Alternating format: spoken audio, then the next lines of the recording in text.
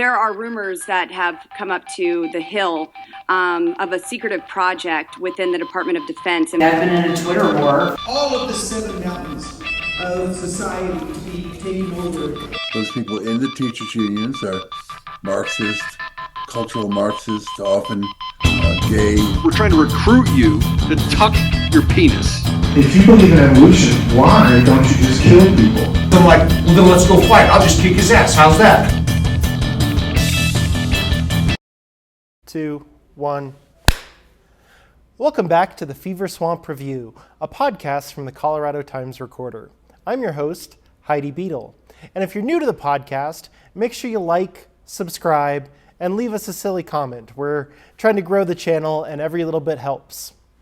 So today, we're going to be talking a little bit about think tanks. If you've been following the news or looking at kind of conservative politics at any time in the last, 4 to 5 years, you've probably heard about this little thing called Project 2025. It's been talked about in kind of terrifying hushed tones, and it has major implications for women and immigrants and LGBTQ people. But while a lot of attention has been given to this policy document by itself, not quite as much attention has been given to the organization behind it, the Heritage Foundation, which is one of many, many, many conservative think tanks in this country.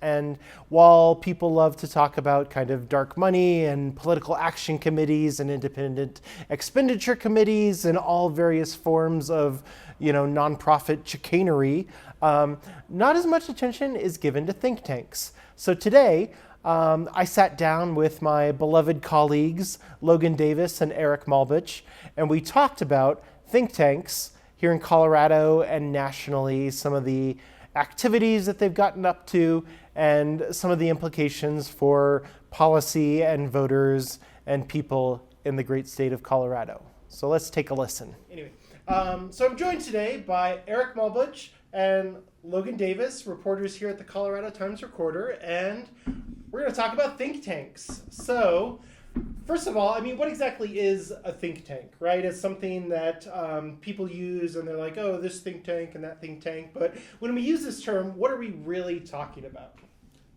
First of all, this is how effusive you normally are. I don't know if the audience knows that. This is just how Heidi talks, and I love it. So on paper, I think it's like a research and advocacy organizations for specific causes. In reality, I think framing them as research organizations is a little credulous in that they're largely institutions funded by interest groups or particularly wealthy individuals to generate research that advocates for policy causes that they want, whether it's objective or not. So it's a means of shaping the conversation. Yeah, there are issue-based think tanks, both here in Colorado and around the nation, that are indeed focused on a very specific issue, whether that's green energy, climate change, or education policy, family policy, where they are have a board and a group of fellows who have academic degrees or are pursuing academic degrees and doing strictly research on that. There are also think tanks with partisan leans, conservative or progressive, that also have issue expertise and can advocate on behalf of whatever the issues and the policy positions that they want, but that have partisan tendencies just based on ideological tendencies based on the people who are part of it. We also see some that are simply essentially proxies for political activity that are producing stuff, research that is far more used for political purposes than to add to the academic or professional research information that's out there. And I think those are the ones that we're going to talk about more today in terms of how is the goal of the research to educate the lawmakers and the general public overall, or is it to win a political battle? It's one of the things I think about a lot is you have kind of partisan ones dedicated to specific causes. You also have one of the largest funders of think tanks in the country is like Coca-Cola. Every industry association, right, funds some think tank for the most part. This is hypothetically, if you had like the Automotive Dealers Association of America, they would likely be funding a think tank that is also producing research that says, wow, yet another paper showing what we need is more cars forever. Right, so it's a way of kind of driving, one of the main benefits here is they don't have to register as lobbyists, but get to spend a lot of money to exert influence on the conversation being had in policymaking circles.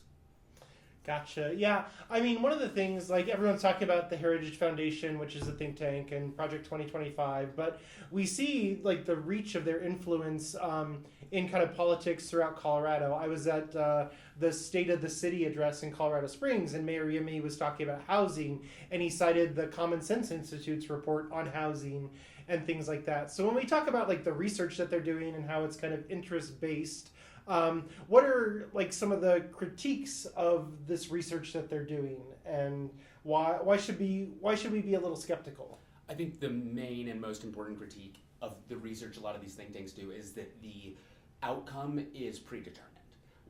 You have so think about the State Policy Network, one of the largest, if not the largest, network of think tanks in the country, a decidedly right-wing bent. Its national president, Tracy Sharp, likes to refer to its think tanks as fiercely independent. About 10 years ago, though, investigative reporter Jane Mayer caught Sharp in a candid moment saying, quote, that their work is, quote, driven by donor intent, and that donors often, quote, have a very specific idea of what they want to happen. So it's not, say, we're going to look into whether or not guns lead to more gun deaths. It's, hey, we need you to produce a paper that says more guns do not lead to more gun deaths, so that then we can use that to get stories written and argue with legislators to pass or not pass legislation that we want. So the predetermined outcome, I think, is a feature, not a bug, but is the biggest problem with a lot of think tank research. Gotcha. Yeah, and that could happen with expertise or without. The Independence Institute is a longtime conservative think tank here in Colorado. Dave Kopel is their Second Amendment expert, and he is indeed a subject matter expert on that. They have also, over the years, received substantial funding from the NRA and its C3 component. I forget the specific name of it, but that funding comes through to produce research where it's understood that more guns are better is ultimately going to be the conclusion that it comes to. That said, the expertise exists. Progressive think tanks such as the Bell or Colorado Fiscal Institute also have subject matter expertise, and they're making arguments about economic policy and taxation that they can defend while at the same time having an ideological direction that they don't apologize for and let everyone know. Common Sense Institute puts itself out as, I think they go as far as free market, but the subject matter expert part of their various policies are usually a little bit thinner, and their reports inevitably turn up in political campaigns, either for or against ballot measures, or to support talking points that candidates are putting out. Yeah, I mean, kind of monitoring the political landscape, you do kind of see, I mean, Mayor Yimmy, the progressive mayor in Colorado Springs, talking about, the Common Sense Institute and, the Independence Institute, I think it was, got a lot of traction during the discussions around crime and stuff like that. But it seems they get mentioned a lot by politicians on kind of both sides of the spectrum. Is that kind of like equal distribution, right? Are as many politicians citing like Common Sense Institute as they are, say, the Bell Policy Center, or does it seem, maybe it seems to me it's kind of one-sided. I don't know. Is that accurate? I think the greatest lack of parity here is highlighted by how many times we've had to reference the Bell Policy Center already, right? The Aspen Institute and the Bell Policy Center are basically the two Colorado-based think tanks that someone could reasonably interpret as lefty or liberal in some extent, and I think that's probably more debatable about Aspen than about Bell. But then on the right side of the aisle, we have this whole network of financially and personally interconnected think tanks like the Advanced Colorado Institute, the Independence Institute, Colorado Opportunity Foundation, High Hopes Colorado, and the Common Sense Institute. There are a lot of connections between these groups. Common Sense, I think we're hearing a lot because about a year and a half ago, they very openly and consciously embarked on a campaign to improve their bipartisan reputation so that folks like Yemi would cite them. So that's the one that they are trying to move kind of towards, it's called the Common Sense Institute for a reason, right? That's really how they want to brand it. But it is very much aligned with the much more openly hard-right think tanks at places like Advanced Colorado, Independence Institute, etc. So there's not actually a lot of daylight there. In fact, similar, if not the same, political consulting firms run a lot of the activity for all of these groups, but they're currently very focused on trying to enhance the perceived legitimacy of the Common Sense Foundation or Institute in specific. Which is the Common Sense Institute itself is a rebrand of what they previously called the Common Sense Policy Roundtable. It is an entity that was founded in part by the largest conservative political consulting group, Republican Aligned Consulting Group, which is now called the 76 Group, run by a guy named Josh Penry, who's previously run for office and was a state senator a long time ago. And his wife runs the Common Sense Institute. She is the head of that organization. When it was the Common Sense Policy Roundtable, they worked with a research entity called REMI, and I'm failing to remember the acronym for that one, but they are producing Chamber of Commerce supported research. They are producing conservative leaning research for free market ideals, I think is a general way of putting it. But in its current entity as the Common Sense Institute, they hire fellows, like Logan said, who are largely conservative, but they hire some more centrist liberals as well, or Democrats at least as well. And the subjects that they're addressing essentially match up point by point with the top line conservative talking points of either the candidates running for office that year or whatever the ballot initiatives that their other related entities are trying to get passed. You had mentioned the connections between some of these think tank organizations, and that's something I noticed when I did my reporting on the Daniels Fund. It seems to be kind of like the same organizations and the same people, and it's incredibly interconnected. Can you lay out some of these connections for us in this think tank ecosystem? Yeah, and Eric, help me here because I think we've both done a bit more work on that particular question than just about anybody. There are an enormous amount of connections between a lot of these groups we've talked about. People who have been officers at one and officers at another, and those groups also give money back and forth.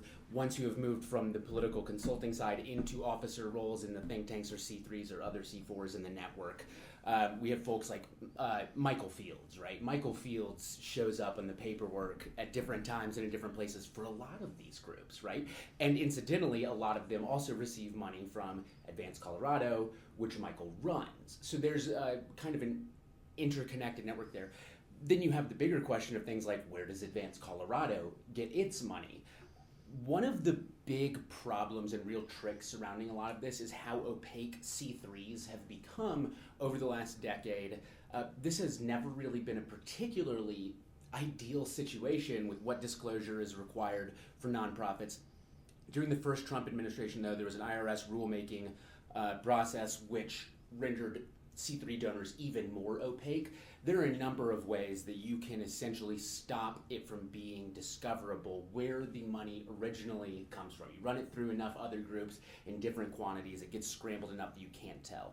That being said, some well-placed Republicans in Colorado have alleged what many people have suspected for a long time, which is that the main funder of some of this might be Phil Anschutz, Colorado's wealthiest man. And where do we have that from?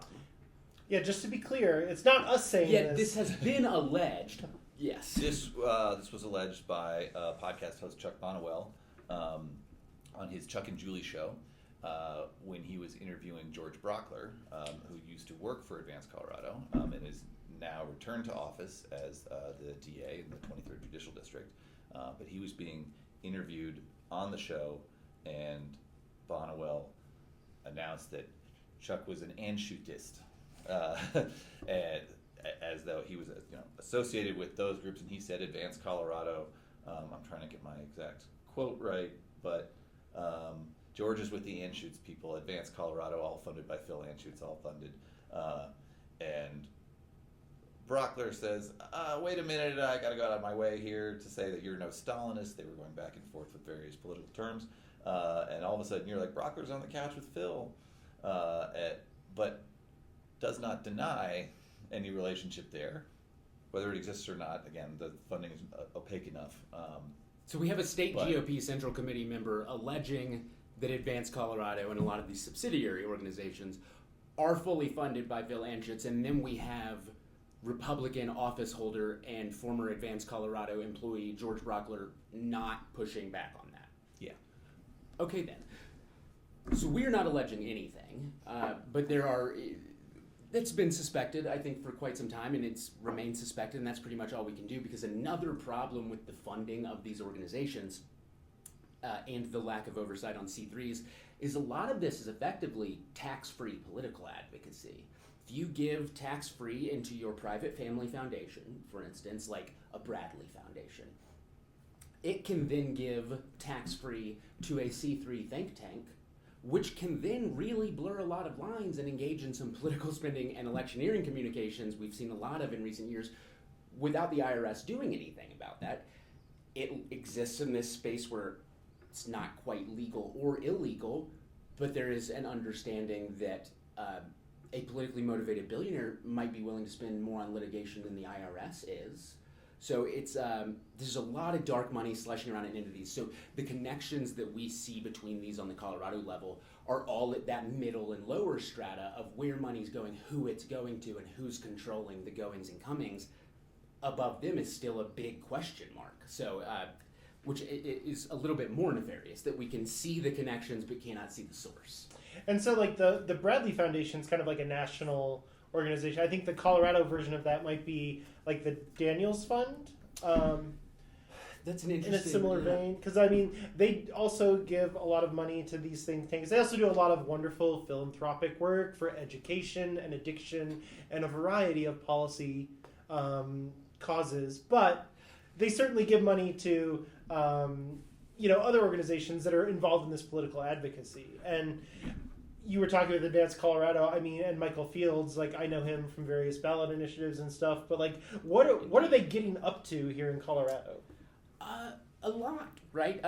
First of all, the Daniels Fund analogy, I think, is pretty fair. My only question, I don't know if Daniels is set up as a private family foundation. You've done more reporting there, but it is, at the very least, a donor-driven foundation, right, where people put in money and have some influence over where it goes. One connection there that's interesting, as we see Daniels Fund money, again, we don't know where it came to the Daniels Fund from. We can, in some instances, see where it goes from the Daniels Fund to.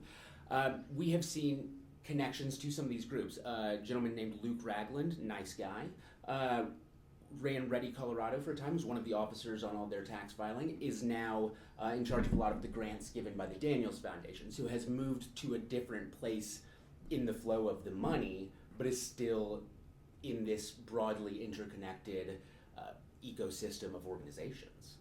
Ready Colorado being a conservative education organization pushing largely for more charter schools and public money to both charter schools and in some cases vouchers to private schools as well. Right.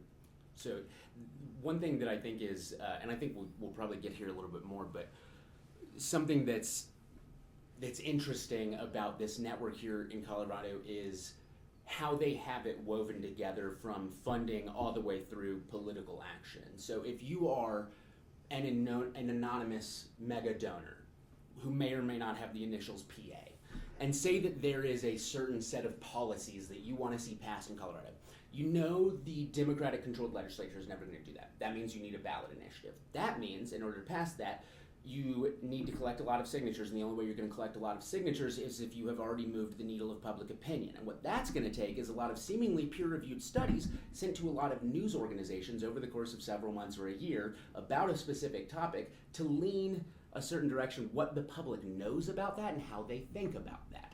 So say you want to pass the no renewable energy or whatever policy forever.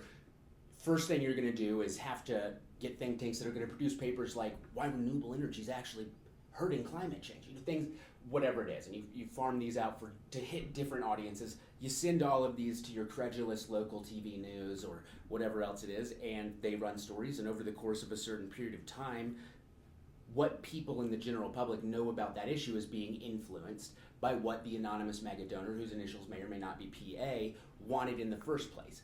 Then they're able to have a think tank or a C4 organization. This is actually something that Advance Colorado and its predecessor group, Unite for Colorado, forced into legality in Colorado through a long, complicated series of litigation.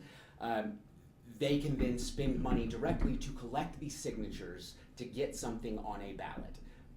That was an innovation, and that is particularly problematic because that's a very expensive and time-consuming part of the process. And if you're not having to do it through a political committee that is having to report regularly with certain degrees of transparency, you can keep that even more hidden. Then you get it on the ballot initiative, or the ballot initiative on the ballot, and then the same donor and many of the same C4 organizations, if not the think tanks, can steer money directly to the political committees that are advocating for its passage. So all the way from a mega donor having an idea that they want to see put into law, this is a network of organizations that can make that possible. Yeah, it's a comprehensive hijacking of the public will. Must be nice. It must be nice. And when the political consulting firm, in this case 76 Group, has a signature gathering firm as part of it, and it's a husband and wife team running the political consulting side and then the Common Sense Institute think tank side, particularly even in their IRS disclosures, they have to acknowledge that. Those are some of the rules that the IRS sets out, that you have to say, are there any relationships with other groups that involve direct family members and things like that. So it was on a recent Common Sense Institute IRS 990, which is what the C3s have to file, 501c3 nonprofits have to file, they had to acknowledge that, yes, the husband of the director of the Common Sense Institute, Common Sense Institute did some work for, or had 76 Group do work for them, which included lobbying and also included research. And the Common Sense Institute bills itself as a research institute, a think tank, and yet, according to its own IRS documents, it's outsourcing some of that research to the political consulting firm owned by the husband of the president of the Common Sense Institute. To recap that slightly, the think tank that is trying to really launder its reputation into being common sense, reputable, bipartisan, is run by the wife of the man whose firm receives a lot of the political work from elsewhere in this organization. And who is that man? That would be Josh Penry, who was a state senator. Former state senate president. And in fact, I believe the youngest state senate president in Colorado history. A lot about Josh screams peaked young, but then his firm, which now is going by 76 Group after they successfully, I think, burnt a lot of capital from the previous names they've operated under. He has been an integral part of the Republican political machine in Colorado since the day he left the state senate, right? A lot of these ballot initiative contracts, a lot of political campaign and candidate contracts, and even running major statewides. So Penry has been a cog, a major central cog in the operations of this network for well over a decade. And the fact that the Common Sense Institute is run out of the same household probably puts the lie to the common sense of it all, or should at least give people serious concerns about the objectivity of that organization. So talking about all these personalities, right? These folks who, like Penry are in the Senate, and then they get into the, think tank world, or then they get into like the nonprofit funding world. There are currently, like, one of the things that I've reported on recently is that one of the fellows of Advanced Colorado is Representative Rose Puglisi, who is the minority leader in the House of Representatives here in Colorado. And so, you have Advanced Colorado, who has this policy agenda. They say very clearly, these are the things we want to get passed in the legislature. And then one of the people, like, on their payroll is, like, someone who can introduce legislation and get it passed. So can we talk a little bit about some of these notable fellows that are in some of these organizations? Yeah. First of all, I am certain that these organizations have enough money to have had lawyers really make sure that fellow is the term they need to use and that this is somehow all legal. So there's no allegation of law breaking. I am, however, going to make allegations. Yeah, I mean, this is how politics works. This is legal. Yeah. This is completely legal. No one is doing anything wrong. Well, I disagree with that part. Okay. Nobody is doing anything against the law. They are doing something wrong. Those are not often synonymous, but in this case, the law is arguably on the right side. We have, like you said, Rose Puglisi. The fellow concept is pretty fraught, I think.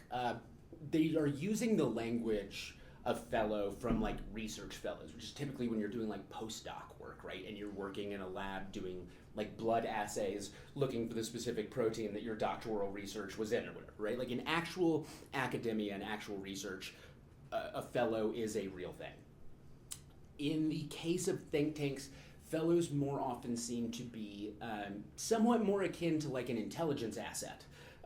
This is an individual who the think tank feels that they will benefit from an association with, and who the individual feels that they will benefit from an association with the think tank. So it's a kind of symbiotic political relationship.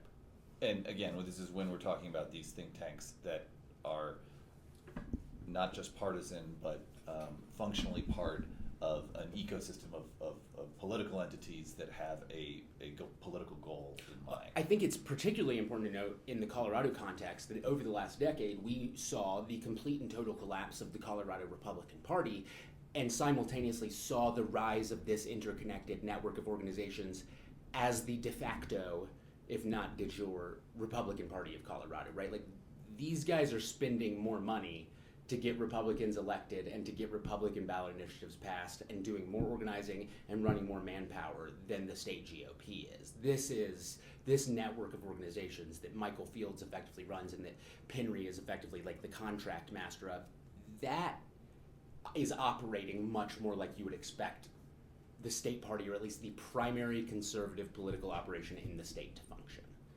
So it doesn't just kind of look partisan. It has very much replaced a lot of the role of the Colorado Republican Party functionally. We've even seen the past chair, immediate past chair of the Colorado Republican Party, I suppose prior to Dave, left and went straight to Advanced Colorado. That's right. Christy Burton Brown is vice president at Advanced Colorado. Which one of these organizations, does her husband run something like that? Because he's also at one of these, isn't he? Well, he's the CFO of the Daniels Fund. Oh, okay, so there you go. But for example, another one organization that you mentioned earlier is the Colorado Opportunity Foundation, which is a C3 that is behind the scenes. I mean, Advanced Colorado has a public facing, and they both Michael and Christy do media and videos of those organizations. Same with Common Sense Institute. Colorado Opportunity Foundation exists on paper. It is run by Michael Fields, but it does not have a public presence. But as a nonprofit, it does have to file 990s. So their 2021 990 lists where that money was, where it handed out money. We don't know too much about where their money came in, but in that 2021, the Common Sense Institute received $285,000 from the Colorado Opportunity Foundation. The Public Trust Institute, which a former candidate and conservative attorney, Suzanne Taheri, runs, received $350,000 from the Colorado Opportunity Foundation. And Advanced Colorado got $500,000, and the Independence Institute, which we have mentioned as well, $825,000 of the budget for the Independence Institute that in 2021. And this all ran through Michael Field's Colorado Opportunity Foundation. Yes. Fascinating. I think that's a great example, right, of Fields has his actual role. There are some other roles on paper, and there is a vast flow of money to a bunch of other organizations that do not technically work for Michael Fields or his organizations on paper. It's a very tightly knit organization, and I think that one of the main ways that this is different than on the left side of the aisle is that we have not knit together this operation from think tank all the way to political activity, right? We have, like we mentioned earlier, far fewer think tanks in general, but it's the way that these are connected that I think makes it quite different. And then to the fellows question, I mean, this is a pretty new, right, is to even have the leader of the Republican House Caucus on the payroll of the Advanced Colorado Institute. It's a little audacious. Once you have a better idea of how all this money is moving around between explicitly partisan organizations, kind of fake think tanks, actual political committees, and the House Republican minority leader is also being paid out of the same pot, it doesn't look a lot like Mr. Smith Goes to Washington. And the Common Sense Institute has its own list of fellows as well. Theirs are more issue specific, and that's where you'll see more names of some Democrats as well. Former Denver DA Mitch Morrissey was a crime and justice fellow there for a while. The former police chief Paul Pazin was doing that as well. Kelly Bruff, who ran for mayor and ran the chamber, I believe before that, was a current, I believe, Common Sense Institute fellow. So a fairly specific kind of Democrat they seem to be hiring. Well, mostly cops. Mostly cops. And these are the I don't think the Common Sense Institute. I don't know if we have a dollar figure for what that fellowship goes for. The Advanced Colorado Fellows, who appear to be a relatively new addition to that organization, we do know, and that appears to be $12,000 a year. So this is not a large amount of money, but kind of $1,000 a month. Especially when the legislative salary is about $40,000 a year, that does add a meaningful percentage to it. Sure. About 20, right? And there are, in addition to the House Minority Leader, there are two other. We've mentioned Christy Burton Brown, former GOP chair, who is fully employed by Advance. She just became also an elected official. She is on the State Board of Ed for CD4. She is replacing Deb Scheffel, who was an Advanced Colorado Institute fellow as well. Who I believe is also was also a Common Sense Institute fellow. I don't know if those are overlapping, and she is she is still an Advanced Colorado fellow. And then the newly elected member of the State Board of Ed for CD8 is a woman named Yasmin Navarro, and she is also a fellow with Advanced Colorado. Outstanding. It's a lot of fellows. Good. Good fellowship. A lot of fellows. So, I mean, it seems like with this network of think tanks, Republicans who are a minority in all three branches of government here in Colorado, and whose state and county party system is failing at dramatic and profound rates. But this think tanks network enables Republicans to get what they want. They got property tax reform. They get all kinds of stuff through this network.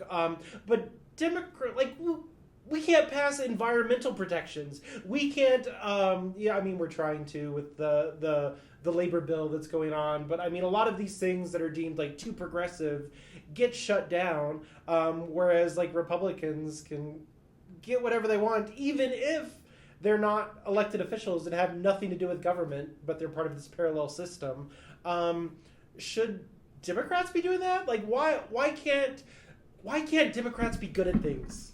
Oh, I think that there are many answers to that question that we don't have time to get into. I think there's a systemic disadvantage in that the power center of the Republican Party or conservative movement is effectively wealthy industrialists, and the power center of the Democratic Party is kind of upper middle class, wealthier white people who might not necessarily have the same commitment to actual progressive ideals as industrialists due to absolute deregulation and the cutting of their own taxes, right? So there's a little bit of a systemic mismatch there. Should we be doing this? Should we be knitting things together from the conception level all the way through the passage level? Yes, I believe we should. I think that starting in 2004, there's been a book written about this by my friend Rob Whitwer, the blueprint, right? There's been a lot made of the organization Democrats built in Colorado starting 21 years ago, and it's responsible for why the Republicans don't have much electoral power in Colorado. It has also left us to rest on our laurels, I think, and become a little bit outmoded compared to what they have built. And it's why you're seeing ballot initiatives be pushed on Yes. the conservative side far more often now, because that's a take it to the people, and it's more of that is a money problem rather than a policy problem, right? If you pay enough money, you can collect the signatures, you can put something on the ballot, and you can run ads to tell people this is a good idea, do it, do it, do it.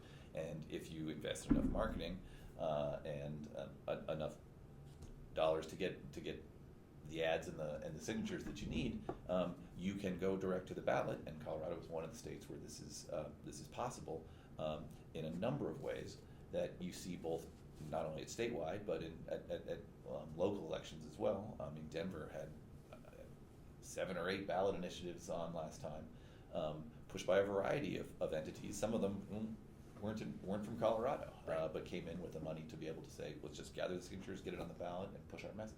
And something that is, I think the property tax really highlights this. Despite already having the 3rd lowest property tax rate in the nation and a Democratic supermajority in the legislature at the time, we've cut property taxes multiple times in the last 2 years, almost entirely because this network of Republican organizations and think tanks has done a really great job at whipping up a local media furor about tax accessions, about the rates going up. Again, our rates could go up and we would still have amongst the lowest property taxes in the nation.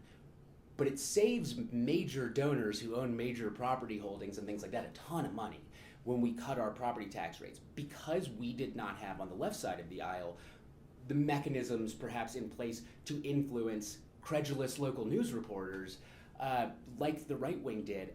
I think that we lost out on some of that. And to be clear, not all of the local news reporters are credulous, and we do great with the ones who aren't. But I don't know that that is actually where the battle is being won. So I do think that we need to consider this. We entertain this liberal idea that it should be this way, but we believe that the best ideas will win at the end of the day. And that is simply not how history has been proceeding, especially over the last several years. I think that we really do need to embrace building mechanisms of organization and influence in ways that will let Michael Fields stop forcing us to cut property taxes every year. Well, great. Any final thoughts?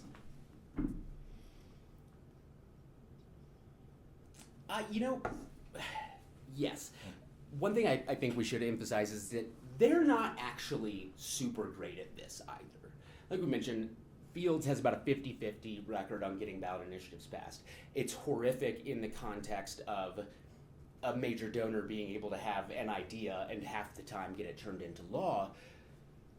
But I think that we would be making a mistake to present this truly as a juggernaut. It is a financial juggernaut. It is well organized.